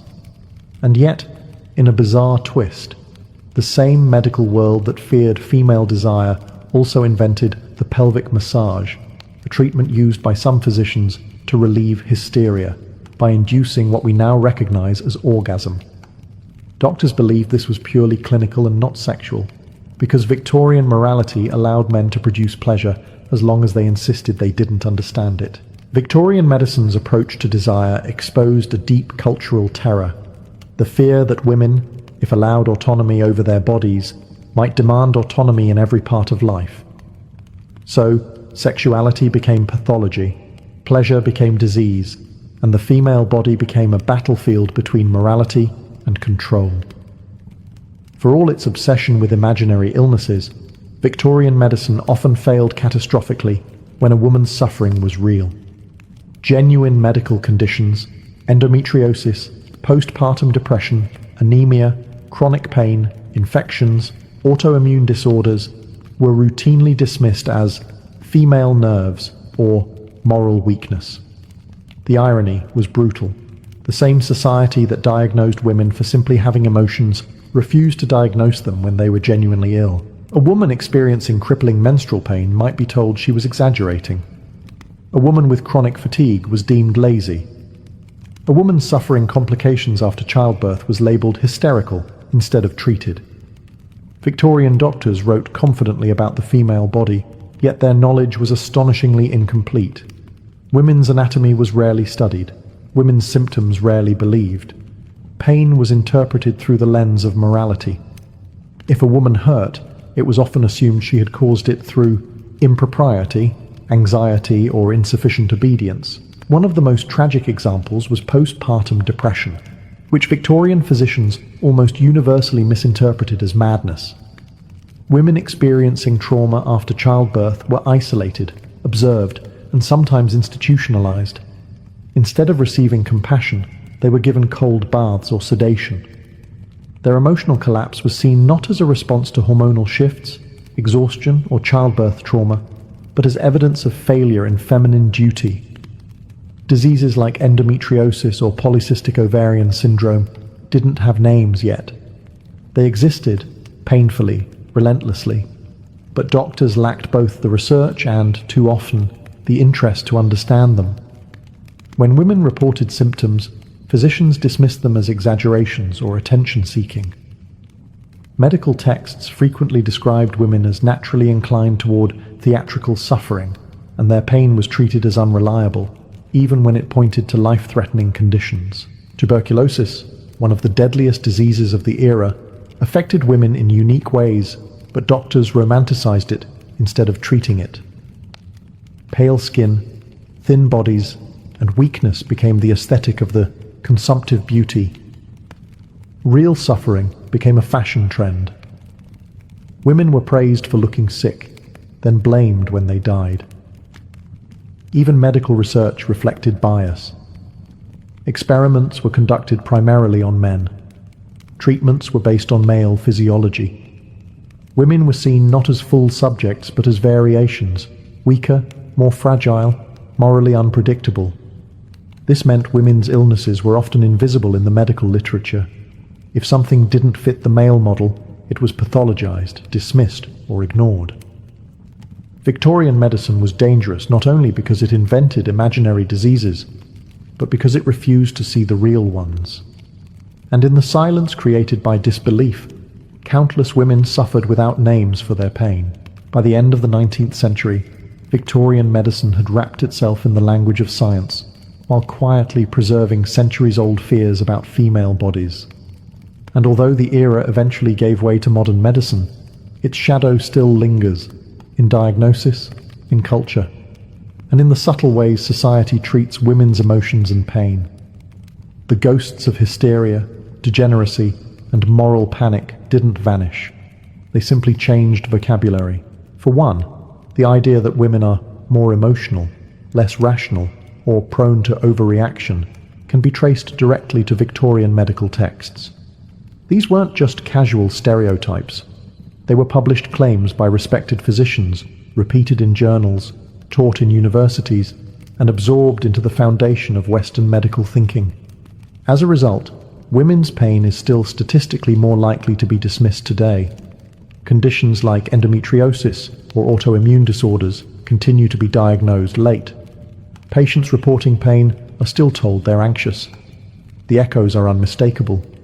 The Victorian fear of female sexuality also left deep marks. Ideas that women should be modest, quiet, or ashamed of their desires didn't begin with the Victorians, but the era medicalized those ideas, wrapping them in scientific authority. Even today, discussions around female pleasure often carry remnants of shame shaped by 19th century morality disguised as healthcare. Mental health, too, carries residues of this era. Postpartum depression was only formally recognized in the late 20th century, more than 100 years after Victorian doctors misinterpreted it as insanity. Anxiety, trauma, and neurodivergence in women were long dismissed because history had framed women's emotions as unreliable. The Victorian assumption that female distress is exaggerated still shapes biases in diagnosis and treatment. The rest cure's legacy appears in subtler ways as well. The idea that women should rest, withdraw, or quiet down when overwhelmed still emerges in how society treats female burnout. The preference for sedating rather than listening persists in stereotypes that brand women as dramatic instead of acknowledging their suffering. Yet there is another legacy, one forged by the women who resisted. Charlotte Perkins Gilman, Elizabeth Packard, and countless unnamed patients pushed back, wrote books, exposed abuses, and forced medicine to confront its failures. Their resistance planted the seeds for reform, for modern psychology, for patient rights, and for the eventual dismantling of hysteria as a diagnosis. Victorian medicine tried to silence women, but in the end, the women it oppressed helped rewrite the story. The legacy is not just the harm done, but the voices that rose to challenge it. Alexander entered the world not quietly, but into a palace already trembling with ambition.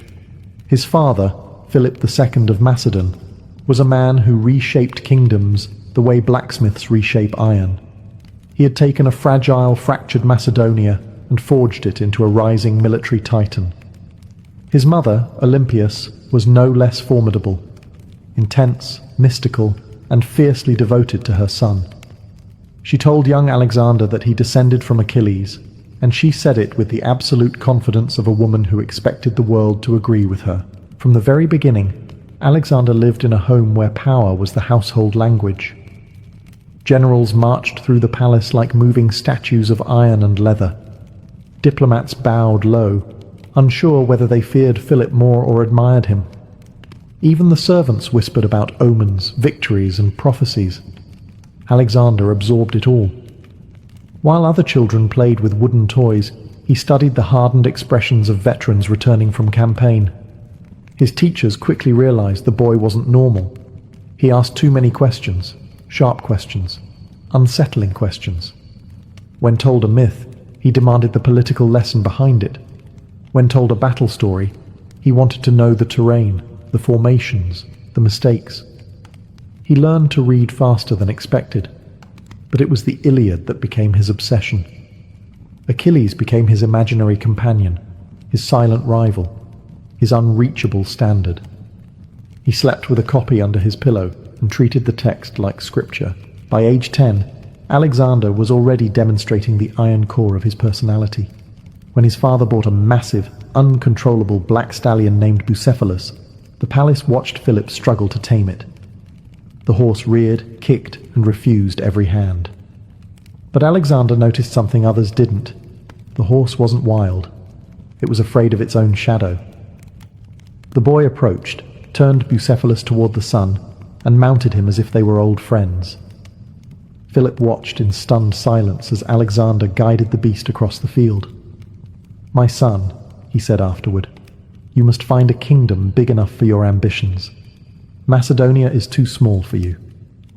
That moment became legend, but for Alexander it was simply confirmation of what he already felt pressing inside him, that he wasn't meant for stillness, comfort, or ordinary paths. He was a boy raised on war stories and destiny, and he was already beginning to imagine an empire long before he could grow a beard. At 13, Alexander's education changed from impressive to extraordinary. Philip II, always calculating, decided his heir required more than generals and palace tutors. He needed a mind sharpened by the greatest thinker alive. And so, from the cultivated hills of Stagira, Aristotle was summoned, philosopher, scientist, polymath, and a man who had once studied under Plato himself. Bringing Aristotle to teach a prince was like bringing lightning down from the sky. Alexander was not thrilled at first. He expected a warrior teacher, a strategist, someone who smelled of leather and campfire smoke. Instead, a man in a linen cloak approached with scrolls tucked under his arm. But Aristotle was not soft. His weapon was knowledge, and he wielded it like a spear. On the first day, he asked Alexander a question the boy had never considered. Is it better to conquer the world or understand it? Alexander didn't know there could be a difference. Aristotle built a school for the royal youth at Mieza, a sanctuary of shade and stone in a quiet grove. Here, Alexander and a select circle of companions studied away from the noise of Philip's court. Their days were filled not with drills, but with arguments about ethics, biology, astronomy, logic, and politics. Alexander dissected fish, observed insects, traced the movement of stars, and debated the nature of justice. Under Aristotle, he learned that ruling required more than force. It required thought. But the most profound lessons came from literature. Aristotle guided Alexander through Homer line by line, teaching him not just to worship Achilles, but to analyze him. Courage, Aristotle warned, is not recklessness. Alexander listened, though perhaps not as carefully as Aristotle hoped. He also learned the principles of leadership, persuasion, and statecraft, lessons that would later shape the world's largest empire.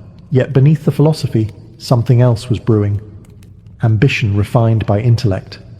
Alexander began to see patterns, how empires rose and fell, how people were moved by ideas as much as by armies.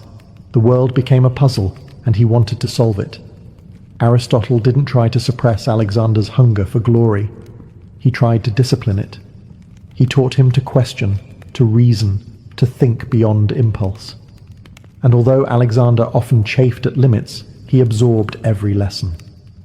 By the end of their time together, Aristotle had done something no general could achieve. He turned Alexander's restless ambition into a theory of greatness. The sword would come later, but the mind was forged here. Aristotle may have shaped Alexander's mind, but the environment at Myeza shaped his future army. This was no ordinary classroom. It was a gathering of boys who would one day command battalions, govern cities, and die on distant frontiers under Alexander's banner. Here, friendship and rivalry were forged at the same table, sharpening one another like blades in the same fire. The group included Hephaestion, the quiet, thoughtful boy who would become Alexander's closest companion, the one person who could calm his storms. There was Ptolemy, observant and clever, who analyzed everything with a future historian's eye. Cassander, tense and ambitious, watched and calculated. Seleucus, tall and serious, carried himself like someone who already knew he was destined to rule. And Lysimachus, physically strong and bold, often tested Alexander with challenges that bordered on dangerous. Aristotle treated them like young philosophers, not princes or soldiers. Lessons began under the shade of plane trees, where the boys sat cross-legged on the grass, listening as Aristotle spoke about logic, ethics, governance, and the natural world. "A king," he told them, "is only a man who persuades others that he is worth following." Alexander took this to heart and mentally compared it to Philip's belief that a king was whoever had the strongest army. Somewhere between those two philosophies, Alexander began crafting his own definition of leadership. But it wasn't all scrolls and theory. Between lessons, the boys wrestled, raced, climbed trees, and practiced the early forms of military discipline. Even their games were competitive. Who could recite the most lines of Homer? Who could run the fastest? Who could argue Aristotle into a corner? Alexander rarely lost, and when he did, he remembered it. Disagreements sometimes turned into shoves or grapples, but Aristotle encouraged debate rather than punishment. He believed conflict sharpened intellect, and in Alexander's case, sharpened ambition. The prince learned not just to win arguments, but to win loyalty. Even in adolescence, he had the magnetic force of someone others wanted to follow. And while the other boys dreamed of estates, local commands, and comfortable positions, Alexander dreamed of something far greater. He interpreted every lesson, mathematics, poetry, rhetoric, biology, through the lens of conquest. If Aristotle explained the nature of the world, Alexander immediately wondered how that world might be unified. If Aristotle described the differences between cultures, Alexander wondered how those cultures could be brought together under one leader. Mieza was not merely a school, it was the seedbed of an empire, and Alexander was already preparing soil for the world he intended to take. While Aristotle was shaping Alexander's mind, Philip II was shaping his body, and preparing him for a world where kings survived only by strength and speed. Macedonia was not a place for soft princes. Its hills echoed with hooves, iron, and war songs. Boys became warriors young, and Alexander, heir to the throne, was expected to become more than a warrior. He was expected to become the finest soldier Macedonia had ever produced. Training began before dawn. While mist still clung to the fields, Alexander joined his companions for riding drills, spear practice, and long marches that tested endurance more than muscle. Macedonians fought not as pampered aristocrats, but as hardened frontline troops. Alexander learned to throw the sarissa, the long Macedonian pike that required both strength and coordination. He practiced with the xiphos and the kopis, mastering the fluid movements necessary for survival in the crush of combat. Physical training wasn't just exercise, it was culture. Macedonia glorified toughness. Even royalty had to sweat, bleed, and prove they could keep pace with common soldiers. Philip often surprised his son's unit with unexpected drills, forcing them to climb steep terrain, cross icy rivers, or endure days of relentless marching. He wanted Alexander to feel discomfort, exhaustion, and fear, and to conquer each one. Alexander never protested. He was driven by something that set him apart, an internal fire to outshine every man, including his father. While other boys collapsed at the end of a march, Alexander kept walking. When horses bucked or reared, Alexander demanded to ride them again. When bruises formed, he treated them like badges. Even Philip noticed. His son trained with the focus of someone preparing for battles still decades away. But physical training only fueled Alexander's imagination. As he rode through the hills, he imagined cavalry charges across Asia. When he practiced swordplay, he didn't see Macedonian opponents. He saw Persian immortals. During long marches, he recited lines from the Iliad under his breath, imagining himself fighting beside Achilles on the plain of Troy. His childhood myths were merging with his training. His heroes were becoming models for real ambition. And yet, for all his dreams of conquest, Alexander also learned discipline, the rhythm of command, the importance of formation, the loyalty needed between a leader and his troops. It wasn't just strength he was building, but the foundation of a commander. Every bruise, every drill, every exhausting march was preparing him for the world he intended to claim. Macedonia was training a prince, but Alexander was training to become legend. For most teenagers, mythology is entertainment. For Alexander, it was ancestry. His world was filled with the belief, whispered by Olympias, reinforced by priests, rumored among courtiers, that he descended from Achilles on his mother's side and from Heracles on his father's. Whether true or not, Alexander believed it with the certainty of someone who intended to prove it. Myths weren't stories to him. They were blueprints. Olympias cultivated this belief with theatrical devotion. She burned incense, consulted oracles, and surrounded Alexander with the symbolism of heroes. She told him tales of Achilles' speed, Heracles' strength, and Zeus's thunder, not as legends, but as reminders of what blood supposedly flowed through his veins. She wanted him to be extraordinary, and she knew the quickest way to bind a young boy to greatness was to convince him he had been born for it. Alexander absorbed every myth with growing intensity. He treated Homer not as poetry, but as prophecy. He memorized the Iliad, recited passages about honor and destiny, and imagined himself on the fields of Troy. Achilles became his model of excellence, swift in battle, uncompromising in pride, unmatched in glory.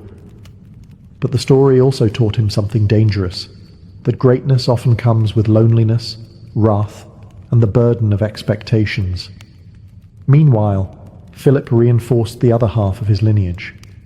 Heracles, the hero shaped by labor and strength. Philip never spoke with Olympia's mystical flair, but he embodied the message physically. Greatness, he told Alexander, is earned in sweat long before it is recognized in battle. He wanted Alexander to believe not in divine privilege, but in discipline. The boy learned early that destiny meant nothing without work, and that even heroes bled. As Alexander grew into adolescence, these two influences collided inside him, Olympia's mystical fire and Philip's practical steel. He began to view himself as someone standing between worlds, part mortal, part mythic, part student, part warrior. Every victory in training felt like confirmation of prophecy. Every failure felt like defiance of fate. Aristotle added yet another layer, urging Alexander to see heroes not just as warriors, but as moral figures, capable of virtue or ruin. Achilles was great, he warned, but not always wise. It was a reminder that legends can inspire, but also destroy. Alexander listened to all three voices: mother, father, teacher. And deep within, he forged a belief that would shape his life. He was destined for greatness, but would have to earn every inch of it. Even while studying under Aristotle and training with his companions, Alexander lived with the constant reminder that his future was not theoretical. Macedonia was surrounded by enemies, rebellions simmered in the north, and Philip's ambitions stretched beyond the horizon. War wasn't a distant concept for Alexander. It was the family business. And as a teenager, he began receiving a front-row seat to its harsh realities. Philip often brought Alexander to military councils, where the air smelled of sweat, parchment, and iron. Generals argued over maps scratched in wax, terrain difficulties, tribal politics, and supply routes. Alexander observed quietly at first, absorbing strategies like a sponge. But it didn't take long before he began offering opinions, bold ones. Philip would raise an eyebrow, amused or annoyed depending on the day, but secretly impressed by his son's clarity. War wasn't just discussed, it was practiced. Macedonia constantly fought border tribes like the Illyrians, Thracians, and Paeonians. Philip allowed Alexander to accompany him on inspections of troops, where the boy watched veterans drill in tight formations, their sarissas rising like a forest of spears. He learned the importance of discipline, logistics, and the brutal reality that an army was only as strong as the trust between its men.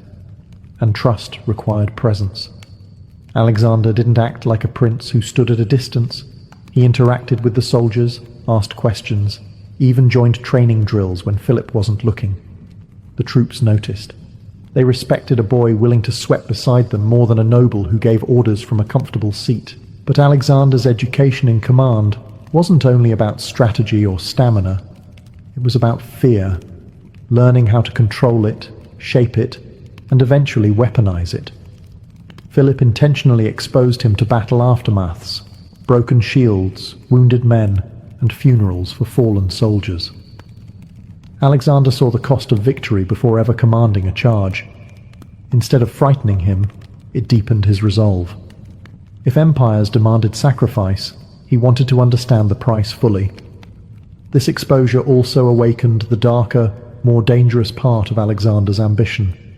He became fascinated with how battles could shape entire nations, how one decisive strike could alter the fate of thousands. To him, war was not simply destruction. It was transformation, a tool for building the world he envisioned.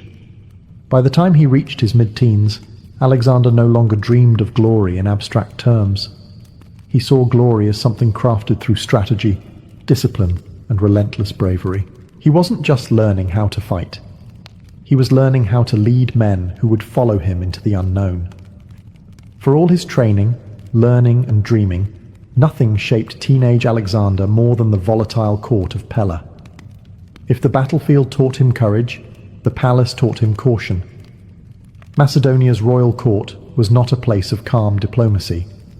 It was a storm of ambition, alliances, jealousy, and schemes sharp enough to cut a careless prince to pieces.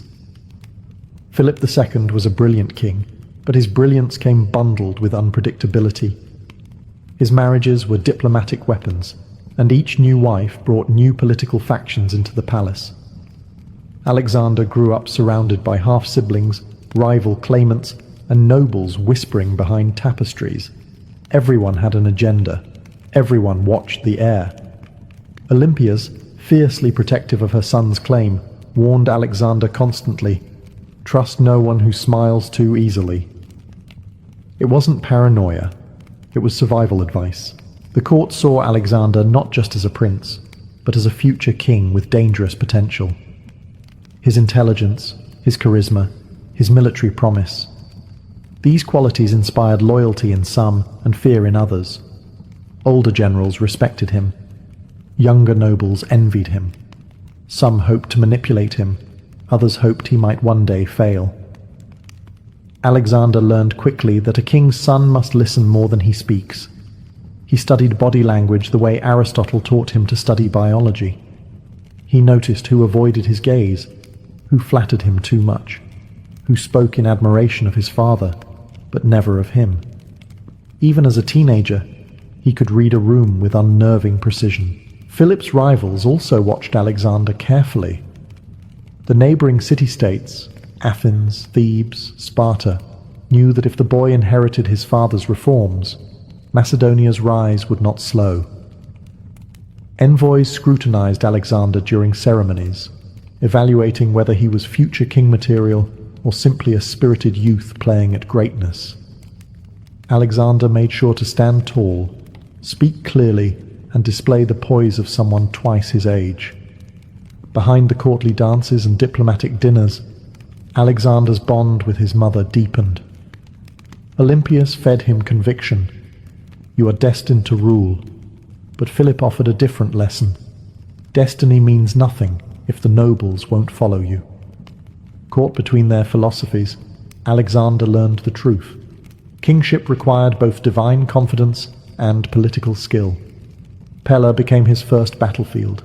Intrigue became his first weapon. Survival became his first test. Before he ever led an army, Alexander learned how to navigate a world where loyalty was fragile, betrayal was common, and every gesture carried political weight.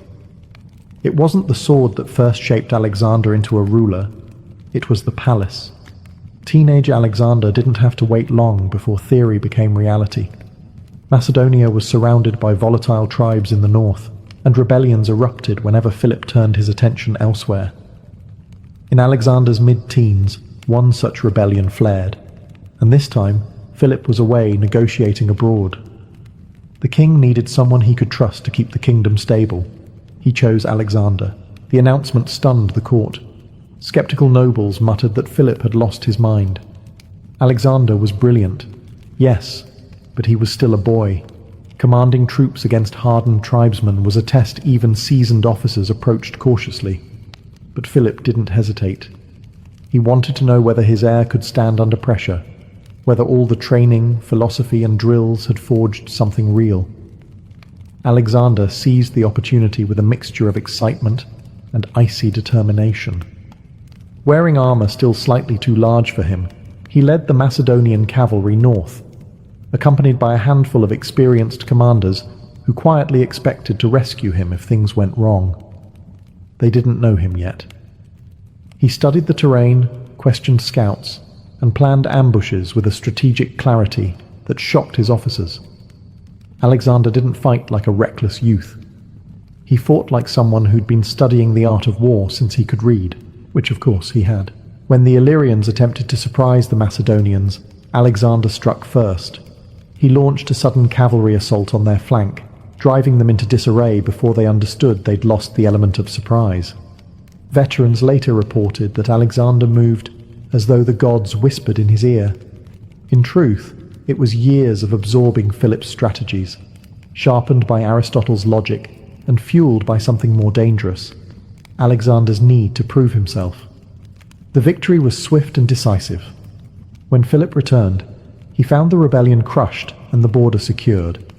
More astonishingly, Alexander's troops adored him. He had fought at the front, shared their hardships, and displayed a level of courage that bordered on reckless brilliance. Philip said nothing at first, but later, according to court rumor, he admitted privately, "My son seeks victory like a man who thinks it belongs to him." The nobles who had scoffed at Alexander's youth now watched him with new, uneasy respect.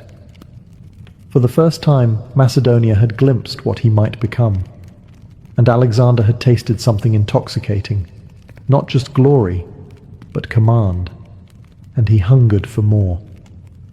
By the time Alexander approached 17, he was no longer just Philip's son.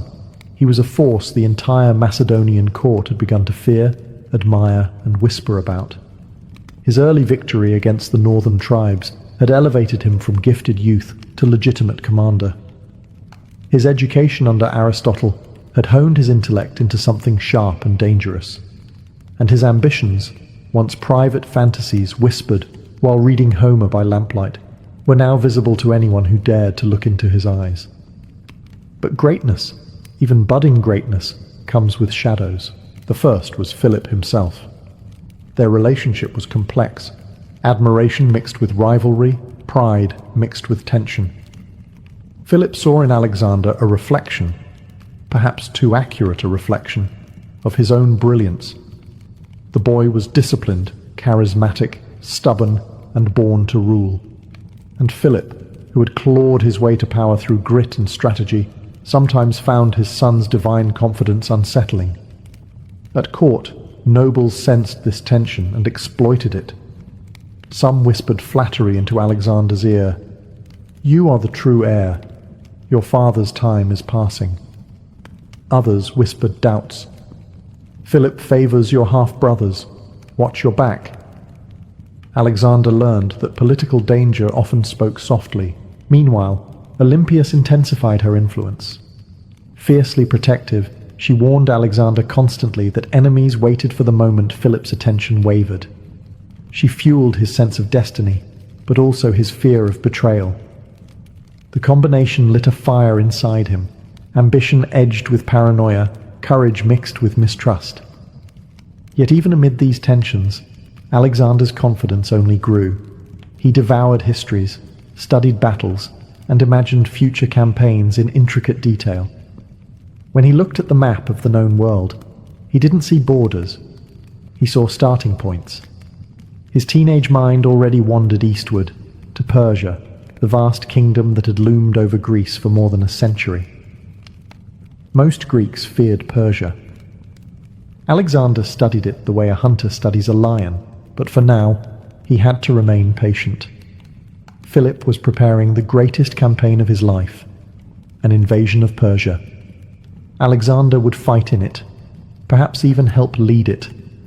The world was opening, and Alexander felt the universe tightening around him like armor he was born to wear. By 17, he was no longer a student, no longer a boy dreaming in gardens of Maesa. He was a commander, an heir, a rising storm sharpening itself against the edges of the world. Everything that made Alexander the Great was already inside him, waiting for the moment history would finally unleash him.